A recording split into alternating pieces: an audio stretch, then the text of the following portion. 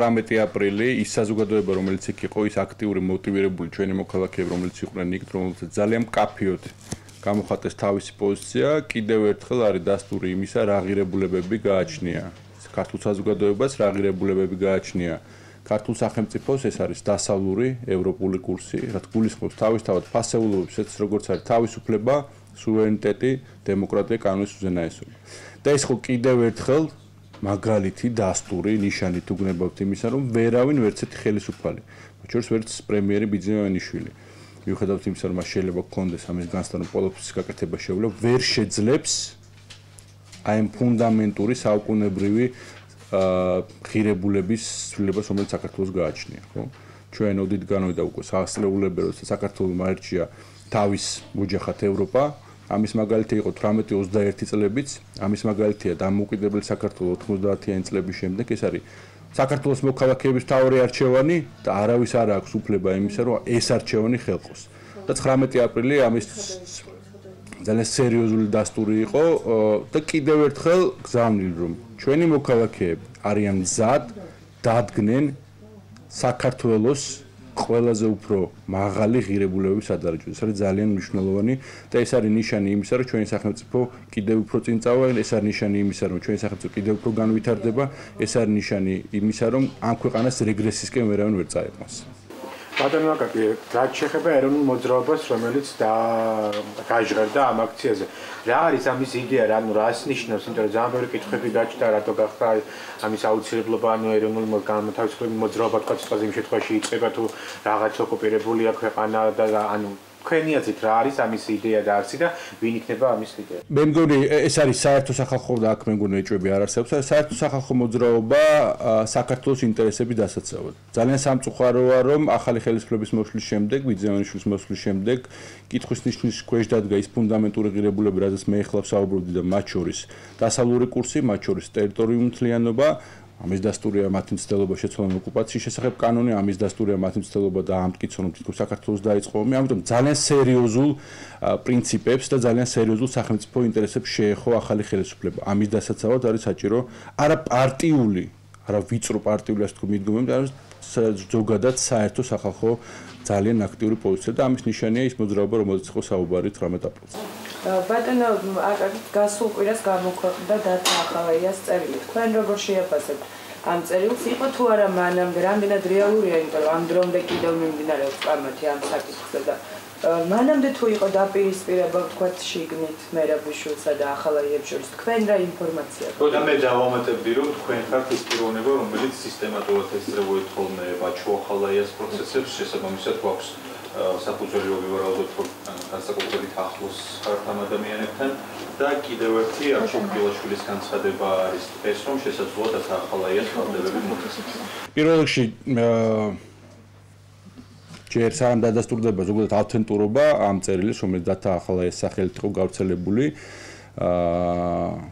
და თუ ავთენტურობა დადასტურდება, ამ საკითხზე საუბარი ალბათ რაღაც დროს იქნება და ამ საკითხების გარკვევა ალბათ რაღაც დროს იქნება. მე მინდა გითხრათ, რომ მიუხედავად იმისა, რომ ეს საკითხი წამოიჭრა, ნაციონალურ მოძრაობის ერთიანობას საფრთხის ქვეშ არ დგას.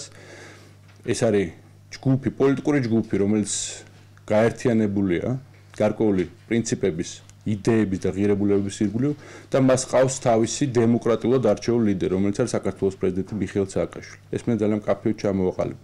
რაც შეეხება სხვა საკითხებს, იმ კითხვის ნიშნებს, რომელიც არის დასმული იმ წერილში, თუ ავთენტურობა დადასტურდა, ამაზე საუბარი ალბათ რაღაც დროს უნდა იყოს. ეხლა მთავარია კიდევ ერთხელ ვიმეორებ, რომ საქართველოში არ შეიცვალოს ის საგარეო კურსი, რომელიც არის ძალიან მკაფიოდ დაფიქსირებული დასავლური კურსი. ეხლა მთავარია ის, რომ საქართველოს უკან არ დაიხიოს იმ პრინციპებზე, როგორც არის ტერიტორიული მთლიანობა, როგორც არის ის, რომ საქართველოს ომი არ დაუწყია პირიქით საქართველოს ისედაც საკუთარ მოქალაქეებს. რაც შეეხება ბაჩო ახალაიას, მე ბაჩო ახალაიას პროცესებზე ვიმლებ მომავალშიც და კიდევ ერთხელ მინდა დავაფიქსირო, რომ ბაჩო ახალაია არის ადამიანი, რომელიც ერთ-ერთი უმნიშვნელოვანესი და ფუნდამენტური რეფორმა გაატარა საქართველოში, მათ შორის მაფიასთან და კანონიერ ქურდებთან ბრძოლაში. მინდა დაგარწმუნოთ ყველა, რომ ის, რომ დღეს არის კრიმინალისტთა, უпростоრად 1 ოქტომბრამდე იყო კრიმინალის დაბალი დონე საქართველოში, ამის ერთ-ერთი მთავარი შემოქმედი სწორედ ბაჩუახალა, იმიტომ რომ წარმოუდგენელია კრიმინალის შემცირება თუ არ არის განადგურებული კანონიერი ქურდების და მაფიის ბატონობა საპროფილებში. რასაც ბაჩუახალა ძალიან თამამად შეებრძოლა, რაც დაამარცხა და შედეგად ერთიანობით შემდეგ მოხდა კრიმინალის შემცირება ქვეყანაში. გარდა ამისა, მან ძალიან მნიშვნელოვანი რეფორმები გაატარა თავდაცვის სამინისტროში, როდესაც რუსეთის აგრესიის შემდეგ ახალი სული შტაბერა ახალი ინიციატივები შემოიტანა, მათ შორის სამხედრო მრეწველობა, რომელიც არის მთელი საქართველოსთვის საამაყო და დღესაც მას ძალიან თამამის აქციელი ჩაიდო, როცა საქართველოში დაბრუნდა, დაამსხვრია ყველა ის მითი, რომელიც მის ირგვლივ არსებობდა, მათ შორის თითქოს იყო მონსტრი, თითქოს მან წაიღო 20 მილიონი, წავიდა ბრაზილიაში და ამით გარკვეულწილად საკუთარ თანაგუნდელებს აარიდა ის დარტყმა, როდესაც დაბრუნდა საქართველოში და ის დააკავეს და 7 თვე უკანონოდ ყავთ დაპატიმრებული დღევანდელ ხელისუფლებას და მე მგონი საზოგადოება კარგად ხედავს სასამართლო პროცესებზე და რამდენად სასაცილოა ის ბრალდები, რომელიც მის მიმართ არსებობს და დამერწმუნდეთ ეს სასამართლო პროცესები გაგრძელდება და კიდევ უფრო დარწმუნდება ეს ჩვენი მოქალაქეები, რომ ყველაფერი რაც მის ირგვლივ არსებობდა, ეს გარკვეული ნეგატიური მითები, ეს მითები დაიმსხვრევა. მე დავსვი შეკითხვა ბატონო, როგორ შეაფასებდით იმას, რომ ერთგვარი კონტრაქცია იგეგმება სპორტის სასახლეში 19 მაისს, რომელშიც მონაწილეობას მიიღებენ ეგრეთ წოდებული პოლიტიკოსები, როგორ შეაფასებდით ამ აქციას და მიიჩნევთ თუ არა, რომ ის არის არჩეული შეკითხულად, რომ ეს არის მართლაც აქცია. მე მახსოვს, რომ ეს ადამიანები ჯერ კიდევ 14-ში იკრიბებოდნენ, შემდეგ რატომღაც გადადე, შემდეგ 21-ში იკრიბებოდნენ და საუბრობდნენ იმასთან დაკავშირებით, სპორტის სასახლე მათთვის ძალიან მცირე ტერიტორია და თითქოს აპირებდნენ ამას თქოს შეკრების ჩატარება სტადიონზე, ეს გეგმა შეიცვალა. ერთი რამის თქმა შემიძლია ყოველგვარი ზედმეტი კომენტარის გარეშე. ეგრეთ წოდებული პოლიტპატიმრები, რომელიც წარმოადგენენ რუსეთის მოქალაქეებს, რომელიც ბრალდებულები იყვნენ და გასამართლებულები იყვნენ საქართველოს წინააღმდეგ ჯაშუშობაში, ხო? აქ არიან ძალიან ბევრი ადამიანი, რომელსაც ჩადენიანი აქვს დანაშაული კონკრეტული ადამიანების წინააღმდეგ, მათ შორის თაღლითობა, მათ შორის ყველობის მცდელობა და ის ფაქტი, რომ ეს ადამიანები გამოვიდნენ ძალიან გაურკვეველი გზით, იმ სამართლივი გზით, რომელიც კითხვის ნიშნის ქვეშ არის ყველა საერთაშორისო ორგანიზაციიდან ძალიან სერიოზულ ეჭვს ბადებს იმასთან დაკავშირებით, რომ აქ არის გარკვეული ანგარება, აქ არის გარკვეული ფულადი დაინტერესება იმ ადამიანის მხრიდან, ვინც ეს პროცესი დაიწყო და განახორციელა. და ეს არის ძალიან სამწუხარო პროცესი კიდევ ერთხელ ვიმეორებ ქვეყნის წინააღმდეგ და ძალიან ნიშანდობლია ისიც, რომ ერთ-ერთი ნეგატიური მომენტი და ელემენტი იმაში, რომ კრიმინალი გაიზარდა საქართველოში, სწორედ ამანაც შეასრულა. გამოყენებული კვლევების მიხედვით პოლიტიკოსთა რეიტინგი საგაზრდილია მხოლოდ ბაქრაძისა და უსუფაშვილის რეიტინგი როგორ შეფასებთ? პირველ ადგილზე აირია მეორე და მეორე ადგილზე ბიძინა ივანიშვილი. ვისი რეიტინგი? ენდია ისა. როდის გამოხდა? რამდენიმე წუთი. ხო, ბუნებრივია, კიდევ ერთხელ ვიმეორებ, ეს არის გარკვეული პასუხისმგებლობა ამ ადამიანებზე, მე გულისხმობ პოლიტიკურ ხელმძღვანელობას, ჩვენ მთელი 6 თვის განმავლობაში, 7 თვის განმავლობაში ვხედავთ ერთ რამეს, რომ ყოველ ახალ ბრიფინგზე ბატონი ბიძინა-ივანიშვილის ხდება საზოგადოებისთვის იმაზე ინფორმაციის მიწოდება, რომ ის პირობა, რომელიც მანამდე არსებობდა, არ შესრულდება, ხო? ეს იყო პირველ ბრიფინგზეც, მეორე ბრიფინგზეც, მესამე ბრიფინგზე. რეალურად არც ერთი ის პირობა, რომელიც ასე უხვად იქნა დარიგებული, შესრულებული არ არის. ქართულ ოცნებას უნდა ესმოდეს, რომ ის მხარდაჭერა, რომელიც შეიძლება იყოს კვლევებში, არის გარკვეულწილად ძალიან სერიოზული პასუხისმგებლობა. მათი პასუხისმგებლობა ის, რომ შეცდომაში არ შეიყვანოს საზოგადოება და შეასრულონ ის დანაპირები, რომელიც დადეს. რაშიც მე სამწუხაროდ ეჭვი მეპარება, მე ამას არ ვიძახი ნიშნის მოგებით, პირიქით. ჩვენი ყველასი განცდა იყო ის, რომ გამარჯვების შემთხვევაში საზოგადოებამ ქართული ოცნება აირჩია მიანიჭა მას უპირატესობა, ქართულ ოცნებას უნდა ემუშავა იმ მიმართულებით, რომ ყველა ის პირობა შეესრულებინა, რომელიც ქონდა ჩამოთვლილი. სამწუხაროდ ყველაფერი მიდის სხვაგვარად. ჩვენ ხედავთ, რომ ისინი კვებავდნენ ტყუილ საზოგადოებას, ვერავინ ვერ ხედავს იმ ერთლარიან კორუფციულ ლარს საწოვის ფაში, დენის ფაში, ჩვენ კიდევ ერთხელ საზოგადოება კიდევ ერთხელ დარწმუნდა იმაში, რომ არავინ არ აპირებს მაგალითად იპოთეკური კრედიტების პრობლემის მოგვარებას და ასე შემდეგ და ასე შემდეგ. იმედია ეს კვლევები მათ მისცემს გარკვეულწილად დამატებით мотиваციას იმისა, რომ იზრუნონ მოქალაქეებზე და არ იმოქმედონ სახელმწიფო ინტერესების საწინააღმდეგოდ. მე მინდა ერთი საკითხის დავსვა ამ მიმართულებით, რომელიც სახელმწიფო ინტერესებს ეხება, ეს არის სამხედრო აღლუმის საკითხი. ძალიან ნიშანდობლივია, რომ ეს ხელისუფლება მათ შორის თავდაცვის მინისტრი გამოირჩევა იმით, რომ უგულებელყოფს სახელმწიფო სიმბოლოებს.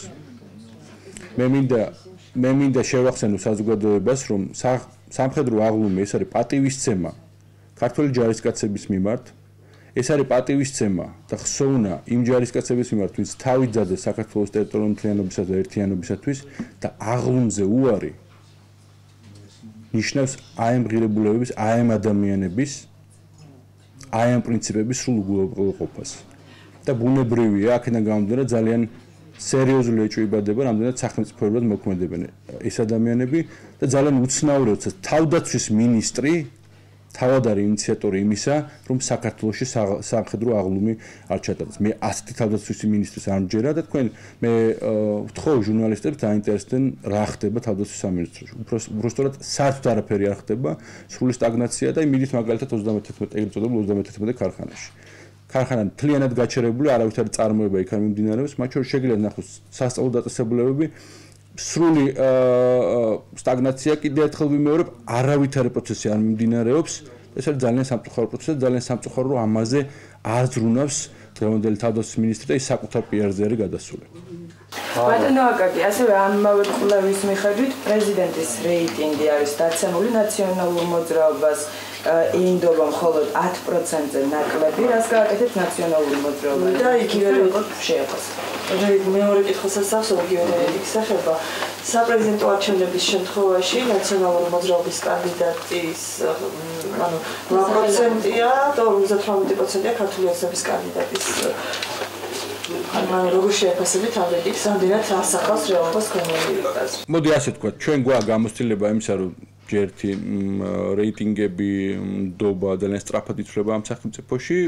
ქართულ ოცნებას ჰქონდა ნდობა, ქართულ ოცნებას ჰქონდა მხარდაჭერა, მაგიტომაც მოხდა პირველ ოქტომბრის არჩევნებში საზოგადოებამ მხარი დაუჭერა სწორედ ქართულ ოცნებას, თუმცა კიდევ ერთხელ ვიმეორებ, ეს 6 თვე არის სრული იმედგაცრუება. ნახოთ, მოქალაქეებს კიდევ აქვთ მოლოდინის რეჟიმი, მე არ მაქვს ილუზია იმისა, რომ ქართული ოცნება თავის პირობებს შეასრულებს. რაც შეეხება რეიტინგებს, რეიტინგები ძალიან სწრაფად ცვალებადია. მე მინდა გითხრათ, რომ საქართველოს პრეზიდენტი ჩვენი გუნდი არის ის გუნდი, რომელიც სწორედ ზრუნავს იმაზე, რომ ქვეყანაში წავიდეს უკეთესობისაკენ, ქვეყანაში იყოს კეთილდღეობა, ქვეყანას ჰქონდეს ურყევი და უცვლელი ევროპული და დასავლური კურსი.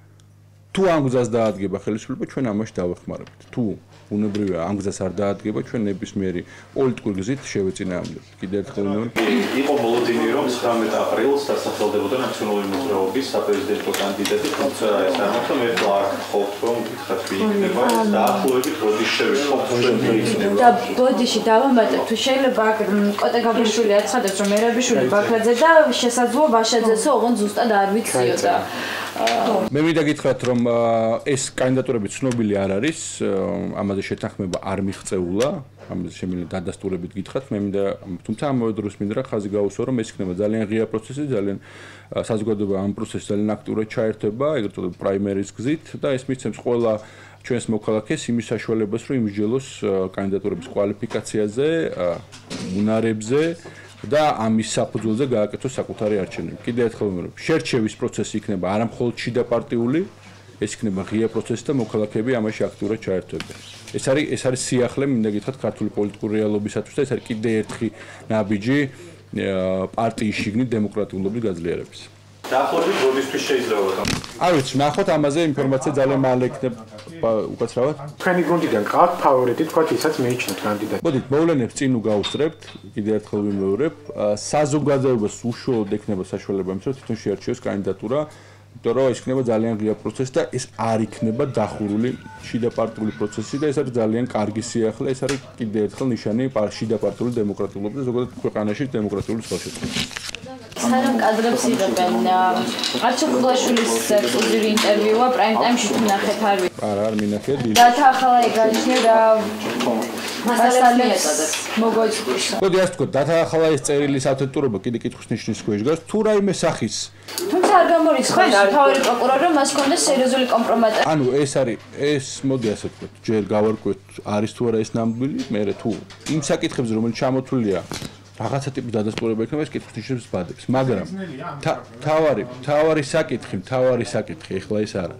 და მინდა ყველამ ძალიან კარგად გაითვალისწინოთ, რომ ეს არაყენებს კითხვის ნიშნის ქვეშ ქვეყნის უბრალოდ პოლიტიკური გუნდის ნაციონალური მოძრაობის ერთიანობას, რომელსაც ყავს თავისი გამოკვეთილი ლიდერი, დემოკრატიულად არჩეული ლიდერი მიხეილ სააკაშვილი. მინდა ეს კარგად გაითვალისწინოთ. სამწუხაროდ ამ ადამიანების დევნა ხდება ამ ხელისუფლების მიმართ და არა ასევე მინდა ხო, კაი კითხვა, მინდა დაგიფიქსიროთ, რომ როლანდ ახალაია გასული არ არის ფრაქციიდან. ანუ ის ცნობები და ინფორმაციები, თქოს როლანდ ახალაიამ დატოვა ფრაქცია, ეს არის არასწორი ინფორმაცია და გაურკვეველი ვინ გავრცელა ეს ინფორმაცია. რაც შეეხება დათა ახალაიას, მოგეხსენება დათა ახალაია არის პოლიტიკური დევნის ქვეშ და მასთან დაკავშირება ესე მარტივი არ არის. არც პარტია არ დაუტოვებია და არც ფრაქცია არ დაუტოვებია. შემიძლია დარწმუნებით გითხრათ ამასთან დაკავშირებით.